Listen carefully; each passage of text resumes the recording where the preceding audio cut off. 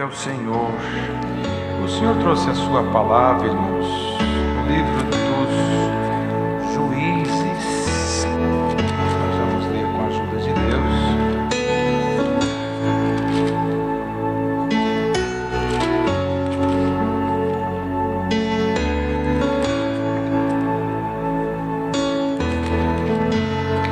Juízes, capítulo meia dúzia.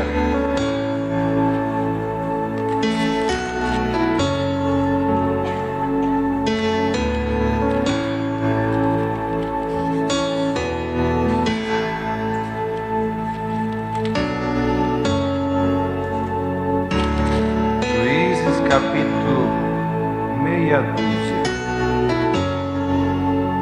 Nós vamos ler do verso 11 em diante. Então o anjo do Senhor veio e assentou-se debaixo do carvalho que está em Ofra, que pertencia a Joás, a Biesrita, e Gideão seu filho estava malhando trigo no lagar para o salvar dos midianitas. Então o anjo do Senhor lhe apareceu e disse: O Senhor é contigo, varão valoroso. Mas Gideão lhe respondeu: Ai, Senhor meu, se o Senhor é conosco, por que tudo isso nos sobreveio? E que é feito de todas as suas maravilhas que nossos pais nos contaram, dizendo: Não nos fez o Senhor subir do Egito? Porém agora o Senhor nos desamparou e nos deu na mão dos midianitas. Então o Senhor olhou para ele e disse: Vai nessa tua força e livrarás a Israel da mão dos midianitas. Porventura não te enviei eu? E ele lhe disse: Ai, Senhor meu, com que livrarei a Israel? Eis que o meu milheiro é o mais pobre de Manassés, e eu e o menor na casa de meu pai. E o Senhor lhe disse: Portanto eu hei de ser contigo, tu ferirás aos midianitas como se fossem um só homem. E ele lhe disse: Se agora tenho achado graça aos teus olhos, dá-me um sinal de que és o que comigo falas. Rogo-te que daqui te não apartes até que eu venha e traga o meu presente e o ponha perante ti. Ele disse: Eu esperarei até que voltes. E entrou Gideão e preparou um cabrito, e bolos asmos de um efa de farinha, a carne pôs num açafate, o caldo pôs numa panela, e trouxe-lhe até debaixo do carvalho e lhe apresentou. Porém o anjo de Deus lhe disse: Toma a carne e os bolos asmos, põe-nos sobre esta penha e verte o caldo. E assim o fez. E o anjo do Senhor estendeu a ponta do cajado que estava na sua mão e tocou a carne e os bolos asmos. Então subiu fogo da penha e consumiu a carne e os bolos asmos, e o anjo do Senhor desapareceu de seus olhos. Então viu Gideão que era o anjo do Senhor. E disse Gideão: Ah, Senhor Jeová, que eu vi o anjo do Senhor face a face. Porém o Senhor lhe disse: Paz seja contigo, não temas, não morrerás. Então Gideão edificou ali um altar ao Senhor e lhe chamou: O Senhor é paz. E ainda até o dia de hoje está em Ofra dos Abiesritas. E aconteceu naquela mesma noite que o Senhor lhe disse: Toma o boi de teu pai, a saber, o segundo boi de 7 anos, e derruba o altar de Baal, que é de teu pai, e corta o bosque que está ao pé dele. E edifica ao Senhor teu Deus um altar no cume deste lugar forte, no lugar conveniente, e toma o segundo boi e oferecerás em holocausto com a lenha que cortaste do bosque. Então Gideão tomou 10 homens dentre os seus servos e fez como o Senhor lhe dissera. E sucedeu que, temendo ele a casa de seu pai e os homens daquela cidade, não o fez de dia, mas fê-lo de noite. Levantando-se, pois, os homens daquela cidade de madrugada, eis que estava o altar de Baal derrubado e o bosque que estava ao pé dele cortada. E o segundo boi foi oferecido no altar de novo edificado, e uns aos outros disseram: Quem fez esta coisa? E esquadrinhando e inquirindo, disseram: Gideão, o filho de Joás, fez esta coisa. Então os homens daquela cidade disseram a Joás: Tira para fora teu filho para que morra, pois derrubou o altar de Baal e cortou o bosque que estava ao pé dele. Porém Joás disse a todos os que se puseram contra ele: Contendereis vós por Baal? Livrá-los-eis vós? Qualquer que por ele contender ainda esta manhã será morto. Se é Deus, por si mesmo contenda, pois derrubaram o seu altar. Pelo que naquele dia lhe chamaram Jerubaal, dizendo: Baal contenda contra ele, pois derrubou o seu altar. E todos os midianitas e amalequitas e os filhos do Oriente se juntaram em um corpo e passaram e puseram o seu campo no vale de Jezreel. Então o Espírito do Senhor revestiu a Gideão, o qual tocou a buzina, e os asguerritas se ajuntaram após dele, e enviou mensageiros por toda a tribo de Manassés, que também se convocou após dele. Também enviou mensageiros a Ezer, e a Zebulon e a Naphtali, e saíram-lhe ao encontro. E disse Gideão a Deus: se has de livrar a Israel por minha mão, como tens dito, eis que eu porei um velo de lã na eira, se o orvalho estiver somente no velo, e secura sobre toda a terra, então conhecerei que has de livrar a Israel por minha mão, como tens dito. E assim sucedeu, porque o outro dia se levantou de madrugada e apertou o velo, e o orvalho do velo espremeu uma taça cheia de água. Disse Gideão a Deus: não se acenda contra mim a tua ira, se ainda falar só esta vez. Rogo-te que só desta vez faça a prova com o velo. Rogo-te que só no velo haja secura, e em toda a terra haja o orvalho. E Deus assim o fez naquela noite, pois só no velo havia secura, e sobre toda a terra havia orvalho. Até aqui, irmãos. Amém. Glória ao Senhor. Irmãos, é claro que todos nós conhecemos muito bem o que Deus fez com Gideão, mas é importante lembrar, irmãos, que a origem de tudo isso, na verdade, Israel, o povo de Deus, ele teve um período sob a orientação de Moisés, o servo de Deus, que depois sucedeu a ele Josué. Mas entre Moisés e o reinado que veio como primeiro rei Saul, passou-se um pouco mais de 300 anos. Esse período da história de Israel, o Senhor permitiu que tivesse em Israel juízes. A palavra, as Sagradas Escrituras, nos relatam 12 ciclos, que são 12 juízes que estiveram diante do povo de Israel.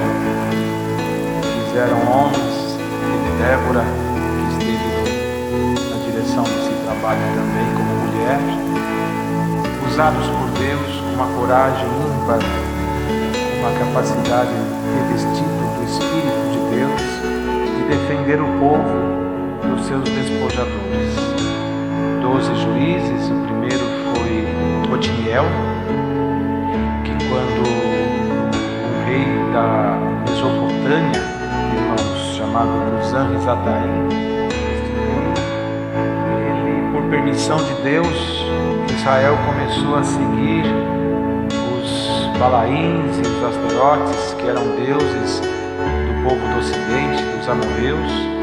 Os Balaíns, que são como Baal, o plural de Baal, são deuses que eles seguiam. Israel cedeu àqueles deuses, e os homens de Israel se juntou com as mulheres daquele povo estrangeiro, que desagradou sobretudo a Deus. E Deus permitiu que Israel passasse por uma guerra muito grande com este rei da Mesopotâmia, e por 8 anos esteve sob o jugo. Foi quando Deus levantou Otiniel, e daí até Sansão, que foi o último dos juízes, passaram todos os juízes que a palavra nos relata, dentre eles Gideão, um moço que da tribo de Manassés. Entre a tribo de Manassés, ele mesmo dizia: sou o menor da casa de meu pai, e o meu milheiro é o menor da tribo de Manassés, que era entre as tribos, tinha seus clãs, e o dele era o menos, de menor importância, menos expressivo. E quando os midianitas, quando Israel novamente veio a transgredir, a desagradar o Senhor, Deus permitiu que os midianitas, um povo nômade que vivia na Palestina, eles viessem a saquear os israelitas, as suas reservas, a sua lavoura, fazendo com que Israel fosse habitar, irmãos, de uma forma temerária na terra, por permissão de Deus. Notem, irmãos, que durante os 300 e poucos anos dos juízes, irmãos, todas as vezes que Israel vinha a desagradar o Senhor, Deus permitia um domínio estrangeiro, alguma coisa que viesse a tirar deles toda aquela força que eles achavam ter, mas nunca Deus esqueceu do seu povo.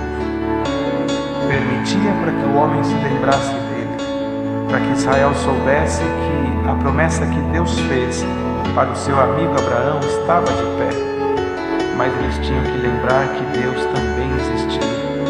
E eles se corrompiam, e Deus levantava um juiz, defendia, tirava da servidão. Quando tudo estava confortável, eles voltavam a se corromper. E foi assim com Gideão. O seu pai e irmão estavam ali na própria região, construíram uma estátua ao deus Baal, a um dos deuses, os Balaíns, e desagradou muito o Senhor.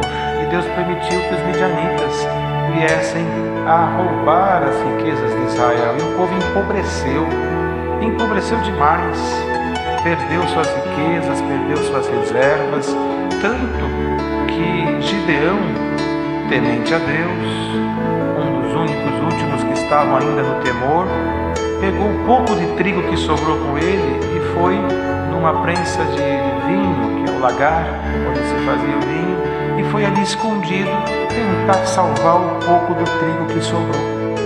Ele estava trabalhando quando o Senhor então falou com ele. Dos 12 juízes, Gideão, um homem que se sentia fraco, um comportamento que se demonstra um pouco de medo, um homem meio assim receoso, mas foi o único dos juízes que viu o anjo do Senhor. Porque Deus não visita só quem se acha forte, cheio de virtudes, cheio de dons. O Senhor visita quem Ele quer, Ele é dominador. Tanto que em Coríntios está escrito que Ele dá os dons naquilo que for útil. E de repente o irmão se acha tão consagrado, mas Deus dá um dom diferente para alguém que parece tão fraco, e logo outro alguém diz: mas por que Deus dá para ele e não dá para mim? Porque nós não entendemos o caminho de Deus. O Senhor na história não escolheu só homens fortes para derrubar o inimigo. Normalmente Ele pegou os fraquinhos. Ele pegou Davi, que era o menor da sua família, pegou Gideão, que era menor tribo, menor clã, mais desprezível, menor milheiro, e assim foi Jacó, que era o mais novo. Ou seja, ele não precisa da força do homem, ele precisa que o homem entenda que ele é a força. Glória ao nome de Jesus. E hoje Deus manda essa palavra para nós. Israel, que é o povo que serve a Deus, está distraído com as coisas da terra. O mundo está sufocando a humanidade, e muita gente reconheceu o Senhor, já está tão farto das coisas do mundo que não está percebendo que está distante do Senhor, porque os midianitas estão por aí, roubando as suas riquezas, roubando o prazer de orar, roubando o prazer de dar glória a Deus, o prazer de falar novas línguas, roubando o prazer de crer de forma incondicional no poder de Cristo ressuscitado como nosso único e pessoal Salvador, roubando o prazer de estar junto ao seu povo, junto a uma comunidade cristã, se isolando no mundo atrás de aventuras que são passageiras e sufocam a alma, provocando o desejo da própria morte. E o homem não está percebendo isso. E hoje nós estamos aqui e aí na casa de milhares de famílias, e Deus mandando esta palavra, e Deus anuncia por esta palavra um plano dele que venha a suplantar a nossa imaginação. Deus anuncia nessa tarde que quer fazer com um povo na terra o que fez com Gideão. Não importa se o seu milheiro é pequeno, não importa se a sua tribo é a menor, não importa se você está numa fraqueza tremenda. O que importa é se você consegue olhar para o anjo do Senhor e dizer para ele as suas fraquezas, e confessar a ele os seus erros, e dizer para ele: eu sou o menor da minha casa, eu não tenho força, mas eu estou aqui, malhando meu trigo, porque eu não quero morrer de fome. Glória ao Senhor. Se você tem força de dizer só isso para o anjo de Deus, a palavra começa te dizendo: você é bem-aventurado, porque Deus vai se usar de você. para trazer os teus irmãos e as tuas irmãs que estão indo embora no encanto dos midianitas, no encanto da serpente, que está derrubando alguns que outrora sentavam aqui do teu lado, davam glória de uma forma tão virtuosa e animada que a igreja chegava a estremecer. Estamos em tempo de guerra, irmãos. Alguém olha e diz: mas onde está aquela família? Onde está aquele irmão? Onde está aquela manifestação que havia na igreja? Onde está o glória da mocidade? Onde está a virtude que víamos no meio da orquestra, no meio das irmãs, dos irmãos? Onde está aquela vida? O Senhor diz: os midianitas estão saqueando muitas casas, saqueando com a força do pecado, da tentação. Mas tem muitos que ainda não morreram e estão nas suas casas, mofando na força do pecado, mas ainda respirando pela força de Deus. E hoje o Senhor olha para esta mocidade que está ouvindo esta palavra e diz: posso te chamar? Posso te chamar de Gideão? Posso dizer a você o que disse a Gideão? Você está preparado? E se não estiver, Deus te prepara. Quando Deus escolheu Gideão para lutar por Israel, o exército dos midianitas eram mais de 100.000 homens, e ele não temeu quando se sentiu confirmado pelo Senhor. Mas a primeira missão que Deus deu para ele, como escolhido de Deus, não foi lutar contra os midianitas, foi derrubar a estátua de Baal na casa de seu pai. Com medo, ele foi de noite para não ser visto. E era tão forte a idolatria que o Senhor mandou derrubar a estátua e queimar o bosque. Faz do bosque uma fogueira e derruba Baal, porque agora eu vou entrar. E Deus não divide a sua glória com outro Deus. Deus não divide a sua glória com outro Senhor. E Deus anuncia esse plano para esta mocidade. Não é a quantidade que Deus está buscando, mas é a qualidade. Você está aqui ouvindo esta palavra e você está olhando para você e dizendo: mas olha para mim, eu não tenho condição de ser usada por Deus. E o Senhor te diz por esta palavra: se eu olhasse a condição de Gideão, eu também não livraria Israel da mão dos midianitas. Pois Deus te escolhe agora para entrar na história desta palavra e sair dessa reunião de mocidade um jovem mais crente, acreditando mais em Jesus Cristo, acreditando mais na força que o apóstolo Paulo dizia: quando estou fraco, então sou forte, porque a minha força se manifesta na fraqueza. Glória ao nome do Senhor. Você pode estar aqui sem quase nada, mas diz o Senhor: tem aí somente condição de dizer glória a Deus dentro do teu coração. Tem, Senhor. Então louve o teu Senhor agora, porque maior glória virá do céu por alguns minutos mais. O Senhor está somente separando os gideões de Deus nesta tarde. Diz o Senhor: levanta, porque é tempo de Deus retomar em você, na tua alma, uma glória que há tempo você não sente. Do mundo que te sufoca, é uma notícia que te entristece, é uma tentação que te abate, é uma promessa de um príncipe encantado que te fez, seduzindo-te a acreditar numa história de um conto de fadas, que tudo se desfez como um castelo de areia. Mas aqui está um Deus cujo filho não é príncipe, mas é rei dos reis, e não te conta uma história, mas te faz uma promessa: eu te construo um castelo de glória, que não há vento que possa derrubar, não há exército que possa penetrar. A glória do Espírito de Deus que tomou Gideão é anunciado por esta palavra. Se você está aqui ouvindo ela, a vida ainda está em você. Olha quantos enfermos numa UTI estão muitas vezes sem se manifestar enquanto a vontade própria, mas um aparelhinho ligado mantém vivo o seu corpo, uma respiração ofegante, mas mantém vivo o seu corpo. E quantos jovens estão agora espiritualmente com um aparelhinho ligado na sua alma, alma. E o Senhor, o médico dos médicos, passa nessa UTI espiritual e diz: eu vou tirar os aparelhos e vou dar fôlego de vida, e vou dar força e virtude, e vai começar agora aqui dentro desta igreja. E ainda que nós pregamos e muitas vezes está online, sendo transmitido por um satélite. O que é o satélite? É um aparelho colocado em órbita. Você fala aqui por ondas, isso aqui sobe pelos ares, bate no satélite e vai distribuindo nas casas que estão com os aparelhos ligados. Isso foi o homem que inventou, mas milhares e milhares e milhares de anos atrás, o Deus que nós servimos criou um satélite muito mais poderoso, que está numa órbita muito mais superior, e que quando um crente ora aqui, a oração vai como um raio, um relâmpago lá, e desce nas igrejas, e desce nas casas, e desce no coração da mocidade.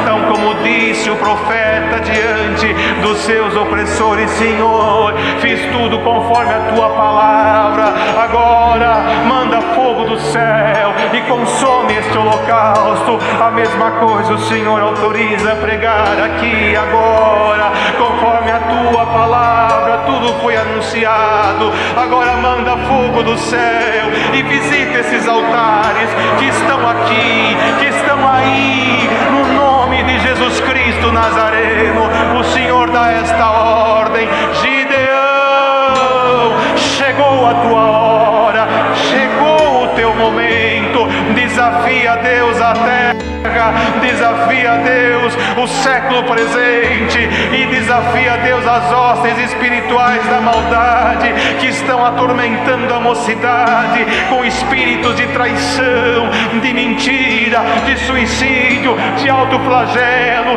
de autodestruição da natureza humana e da moral cristã. E diz: Deus vai reconstruir o templo de Deus, e visitando o Senhor o seu templo, tudo que é mal, tudo que é pecado, tudo que é contaminado, tudo que é impuro, em nome de Jesus Cristo, saia do coração sincero. Santo é o nome do Senhor, aleluia. Gideão pediu sinal, um novelo molhado e em volta seco, um novelo seco e em volta molhado. Um sinal foi dado, irmão, a palavra é esta. Qual sinal você precisa maior do que Deus visitar tua alma agora? Santo é o Senhor. Onde você está? Num hospital, numa estrada, no campo, num ônibus, dirigindo, trabalhando, estudando, em casa, fugindo da vida, quase querendo a morte. Aqui dentro não importa, aleluia. Novelo seco, molha-te agora com o orvalho do céu. Prepara a tua alma, porque Deus vai resgatar Gideão de Deus aqui na palavra. Os midianitas que se preparem, porque quando Deus mandou Gideão, ele foi, e antes que ele chegasse, o Senhor foi na frente e espaventou aquele povo, e suas riquezas, os seus poderes ficou para trás. O que é do mundo é do mundo, o que é nosso é nosso, o que é de Deus, e o que não é, não é, o que é puro, o que não é, não é. Diz o Senhor por esta palavra: os midianitas fugirão do seu caminho, e aqui está a riqueza do céu. Irmão, irmã, Deus, oração ao seu servo, e logo já vamos levantar. Não podemos ficar aqui muito tempo, mas a mocidade tem comunhão para nessa oração, por mais curta que seja, buscar de Deus os seus dons e esperar de Deus a dispensação dos tesouros. Santo, santo e santo é o nome do Senhor. Vai, ó espiões de Gideão, vai por este mundo afora. Eles foram lá no acampamento dos midianitas e começaram a ouvir um conversando com o outro. Eu tive um sonho, meu sonho foi assim, assim, assim. Isso aí não é outra coisa senão o Deus de Israel, o Deus de Gideão. E lá foram os 300 homens, espada de Deus, e espada de Gideão. E os midianitas fugiram, deixaram tudo para trás de tanto medo da mão de Deus. Está preparado para isso? Estenda a sua mão cansada. Deus te dá uma espada nova, espada de Deus e espada de Gideão. Olha, irmão, hoje não está Gideão aqui, mas o Cristo de Deus com a espada de 2 fios, cortando a direita e a esquerda, e o teu caminho livre para você servir o Senhor. Se o que te falta é o sinal da presença de Deus, o sinal da presença de Deus seja concedido para esta igreja, aqui e aí onde você está agora. Somente creia a glória de Deus. Deus seja louvado.